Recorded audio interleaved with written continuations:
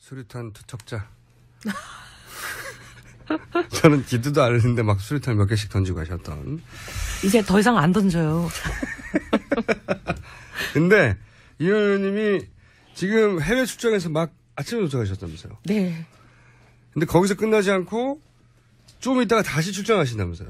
저기 대구에 오늘 저희가 바른정당 발기인대회가 있어요. 그 사이에 지금 오신 거죠? 네. 지금 막 급하게 쫓아왔습니다. 그러니까 공항에 왔다가 공항으로 가야 되는데 그 짬을 내가지고 네.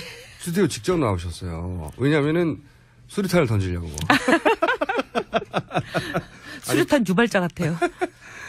수류탄을 많이 던지셨는데. 네. 이제 수습해야죠. 수습, 오늘, 이번부터 수습입니까? 네. 그럼 조현순 장관하고도 수습 국면인가요? 아니, 그분은 여러 가지 이제 조사가 시작됐는데 지금 수습하면 안 되지 않아요? 네, 수습 안 되시길 바라는 거죠? 아니, 뭐, 안 되길 바라는 게 아니라 진실이 밝혀지길 바라죠. 진실이 밝혀지길. 조현선 장관과는 사실 소위 1차전이라고 할 수 있는, 경선에서 이기셨잖아요. 네. 그리고 나서는 2차전이라고 할 수 있는 소송전. 근데 소송이 실제로 들어오지는 않았죠? 모르겠습니다. 그건 아직 법원에서 연락이 없으니까, 법원인가 검찰인가. 네. 예, 연락이 없으니까 연락 오겠죠, 뭐. 그래, 아직 연락이 없다는 거죠. 네. 네.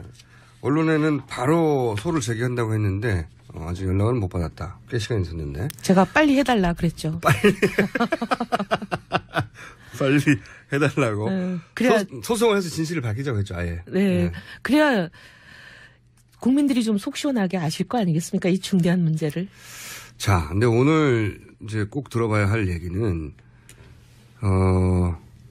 아무래도 반기문 전 사무총장에 대한 얘기예요. 네, 반기문 전 사무총장이 이제 오랫동안 기대감을 불러일으키게 한 다음에 들어오셔가지고 연일 그 강행군을 하시다가 여러 가지 이제 해프닝들이 있었고, 그러다 해프닝들이 그 하나하나를 따지면 별로 큰 건 아니에요. 근데 이제 구설수에 오를 만한 일들이 좀 있었죠. 네? 그러니까 좀 보면은 일반 사람들과 너무 다른 상식을 갖고 계신다.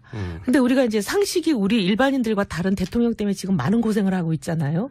그러니 다들 이게 이제 옛날 같으면 그냥 조금만 자잘한 해프닝이겠구나 맞아요. 생각하지만, 뭔가 어디서 많이 본 것 같은 데자뷰 같은 생각이 드는 거죠. 여기서 데자뷰는 누구의 데자뷰를 말하는 겁니까? 누구겠어요. 지금 고생하는. 박근혜 대통령의 데자뷰?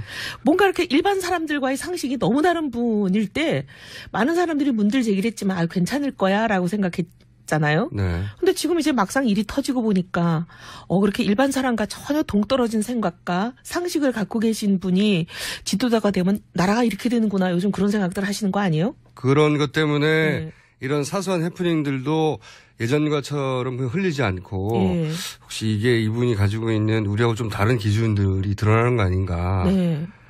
저는 좀 놀란 게 그 꽃동네에 방문하셔가지고 노인 깜짝 놀랐어요. 턱받이를 본인이 한다는 것도 너무 놀랬고 아니 최소한 이 지금까지 공직자로서 거의 70이 넘는 평생을 살아오신 거잖아요. 그럼 저 한 50년 정도는 공직생활 하셨을 것 같은데 어디 사회봉사시설에 한 번도 안 가보셨나 봐요. 또는 본인이 안 가보셔도 텔레비만 봐도 알잖아요. 정치인들 나와서 사회복지시설 가고 공직자들 가고 하는 거. TV만 한 번을 좀 유심히 보셨더라도 이러지는 않으셨을 텐데. 보통 자원봉사하는 분들은 앞치마를 하죠. 턱받이가 아니라. 아니 그러고 할머니 이렇게 거동이 불편하신 노인 어른이 누워 계셨잖아요. 근데 막 그 노인 어른 누워 계시는데 옷하고 막 턱에다가 죽을 막 줄줄 흘리면서 이건 정말 민폐가 아닌가 그런 생각이 들었어요. 죽을 흘리긴 흘렸습니다. 언론이 보도한 장면을 슬로 비디오로 다시 보여준 장면들도 있는데 보니까 죽을. 그래서 보통 받아 드시는 분에게 턱받이를 하죠. 근데 턱받이를 왜 죽을 떠주시는 분이 하시는지 그것도 부부가 똑같이 하셨는지 너무 이해가 안 돼요. 저도 참 이상한 장면이라고 근데 그 얘기는 반기문 전 총장 본인도 그리고 사모님도 전혀 이런 거에 대한 개념이 없다는 얘기고. 안 해오셨던 거죠. 거기다가 그 따라간 수많은 참모들은 또 뭐 하는 거예요? 그걸 보면 이게 턱받이를 본인이 하시면 안 됩니다. 아니 그러니까 너무 기가 막히니까 그 수많은 참모들은 다 뭐 하는 분들인지. 그러니까 우리가 이제 보면 대통령 주변에 있는 사람이 뭔가 이렇게 상식과 개를 달리하는 일 때문에 나라가 지금 이 꼴이 됐잖아요. 그러니까 반기문 지금 이제 후보라고 불러도 되겠죠? 잠재 후보. 대선 행보를 하시는 거니까 이분 옆에 이렇게 상식과 완전히 동떨어진 분들만 집단으로 그냥 아주 그냥 때로 계신다면 이거 걱정이다. 이런 생각은 들죠. 근데 의원님. 바른정당에 가려고 하는 거 아니에요, 지금? 모르겠어요. 근데 저는 지금 어떻게 하시려고 이러는 거예요? 아니, 바른정당에 오시는 거 좋은데 네. 이런 행보 하시지 않았으면 좋겠어요. 이런 행보 하시지 말고 제일 지금 대통령이 되시려면 제일 중요한 거는 내가 이념적 좌표가 어딘지, 내 이념적 정체성이 뭔지, 그리고 내 정책 노선은 뭔지를 먼저 밝히셔야죠. 의원님, 바른정당과 의논하고 하신 말씀입니까? 아니, 바른정당은 소위 말하면 이제 뭐 당론으로 네. 국회의원들을 억압하고 하는 그런 새누리당에 모두 서서 나온 사람들이기 때문에 네. 그런 뭐 군사문화는 없습니다. 각자 개인의 정치적 소견을 자유롭게 말하는. 당의 정강 정책에 어긋나지 않는 범위 내에서. 네. 근데 네. 이제 의원님이 개인적으로 보시기에는 예를 들어 턱받이 같은 게 평소에 한 번도 그런 시설을 안 가봤고 혹은 안 가봤다 하더라도 주변에서 충분히 말릴 수 있었어야 하는데 네. 못 말려서 해프닝이 벌어졌다. 그러니까 주변도 걱정이고 본인도 걱정이에요. 그래요? 네, 그러기도 하고 저는 또 제일 제가 충격적으로 받아들인 거는 박근혜 대통령한테 전화를 해가지고 징부정지되게 지금 탄핵 절차를 밟고 계시는 분한테 부디 잘 대처하시기를 바란다. 그렇다는 얘기는 그 말 그대로만 받아들이면 탄핵 심판에서 탄핵되지 않고 그죠?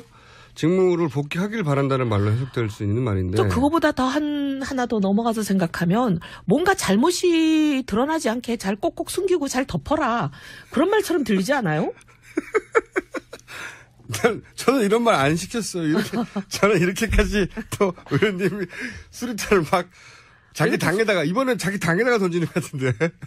아니, 아직 당에 오기로 된 것도 아니고. 근데 이제 저는. 오기로 된 것도 아니고. 아니, 우리 당에 오시려면 적어도 이념 정체성부터 좀 분명히 하셨으면 좋겠어요. 네. 지금 안보에 대해서는 예를 들면 천안함 가지고 이거 누가 봐도 뭐 문외한이 봐도 폭침이다 이렇게 약간 보수적인 발언을 하셨는데 경제에 대해서는 지금 한마디도 없으셔요.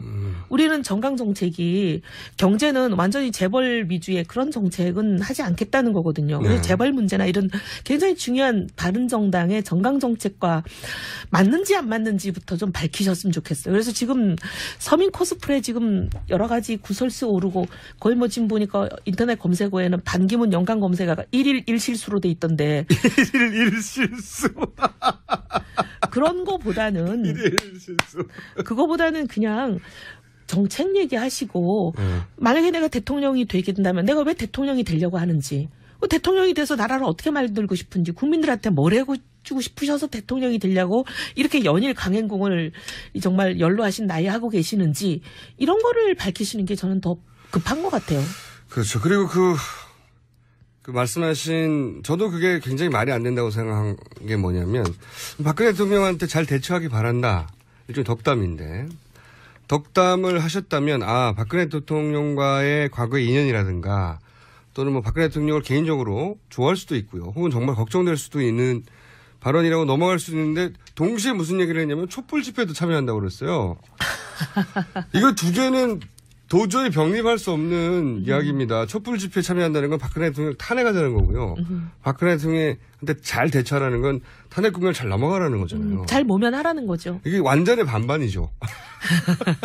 이 두 가지는 서로 동시에 나올 수 없는 메시지인데. 당연하죠. 이 두 가지 메시지를 동시에 던지는 걸 보고 이것은 어느 쪽으로부터도 욕먹는다. 어느 쪽으로부터 욕먹는 건 결과고요. 네. 의도는 양쪽을 다 얻고 싶었던 건 아닐까. 그렇겠죠. 네. 본인의 외교관은 항상 그래야 하니까요. 네, 외교관은 그래야 하지만 정치인에서 표를 받으려면 자기 스탠스를 분명히 해야 되는데. 저는 표를 받는 것보다 더 중요한 게 이분이 지금 되시고 싶어 하시는 목표가 대통령이시잖아요. 한 나라를 이끌고 가는 국정 운영의 책임자라면 분명히 해야 됩니다. 네. 양쪽을 모든 사람을 5천만 국민한테 모두 다 칭찬받을 수 있는 대통령은 없어요. 그런 건 존재하지 않죠. 네. 네. 그 세상에 존재하지 않는 일을 바라지 마시고. 외교는 그런 걸 하는 거고. 네. 네. 근데 분명히 나라를 어떻게 끌고 가겠다라는 자기 입장을 분명히 해서 거기에 많은 사람들이 동의를 한다면 그 동의를 얻어서 그렇게 반대한 사람들을 설득하고 이해시키면서 동의를 구하고 끌고 가는 추진력을 보여야 되는 거잖아요. 근데 이쪽도 좋다 저쪽도 좋다 이렇게 만약에 나라를 운영하신다면 대한민국이 어디로 가겠어요? 바른정당 어떻게 하시려고 그래요 지금? 바른정당에서 바른정당은 바른 말만 하는 게 바른정당이에요. 아니 근데 바른정당에 갈 확률이 높은 건 사실이죠. 잘 모르겠어요. 그래요? 예. 네. 당내 주류 의견과 멀리 떨어져 계신 거 아니에요 혹시? 아니요. 의원님과 의논 안 하시는 거 아니에요 지금? 아니 그게 근데 이제 내용이 뭐든지 간에 네. 뭐 누구랑 무슨 딜이 있었든 거래가 있었든 그런 것보다 중요한 거는 우리가 왜 바른 정치하려고 새누리당을 나와서 이 들판에서 축구 바람 부는 데서 고생하고 있겠습니까? 그런 정치적인 거래 이거보다 중요한 거는 국민들 앞에 분명히 밝히고 책임 정치하자는 것 때문에 나온 거거든요. 저는 바른정당은 그런 게 허용이 돼야 되고 그런 게 허용이 되고 있다고 생각합니다. 지금은? 네. 지금은. 결국 반기문 전 총장이 바른정당으로 선택지를 정하고 지금 전망은 바른정당이 가장 높지 않겠네요. 일단 뭐 새누리당 안 갈 거고요. 네. 민주당 안 갈 거고요. 국민의 정당에서는 연일 반기문 전 총장을 지금 러브콜을 하죠. 러브콜도 하지만 공격을 하고 있거든요. 거기도 양동작전이네요. 여기도 양동작전에 지금 공격 사이드를 맡으신 거예요, 혹시? 그건 아니고. 저는 아니에요. 예. 저는 뭐, 양동하는 거 못해가지고 오늘까지 이 고생을 하잖아요.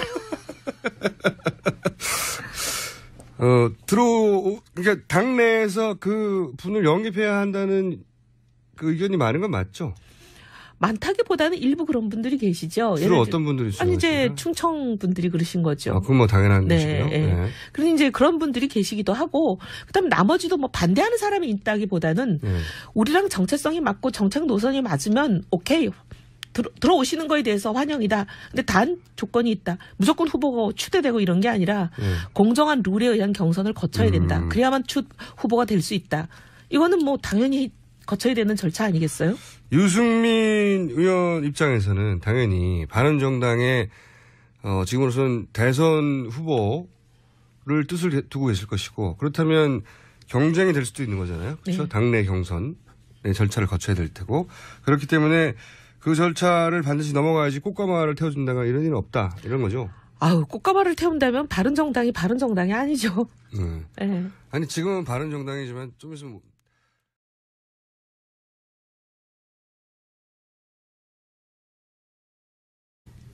아무래도 반기문 전 사무총장에 대한 얘기예요.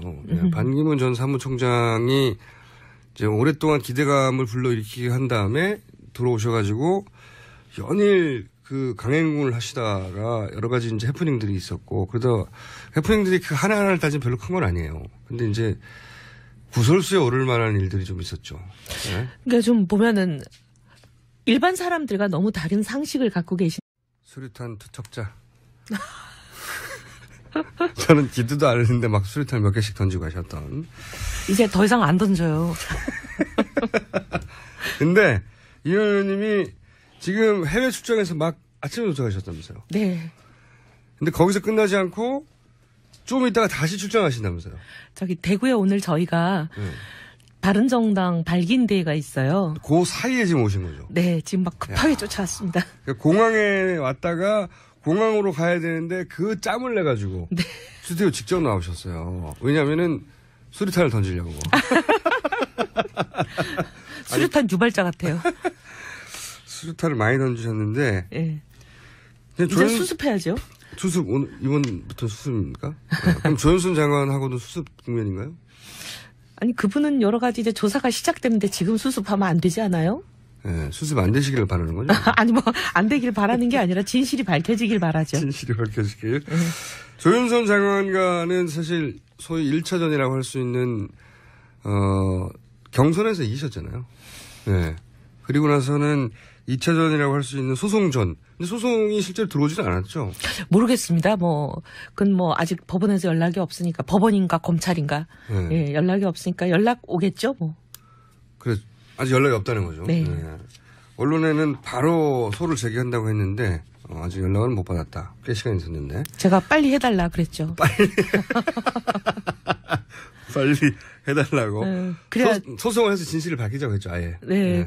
그래야 국민들이 좀 속 시원하게 아실 거 아니겠습니까? 이 중대한 문제를. 자, 근데 오늘 이제 꼭 들어봐야 할 얘기는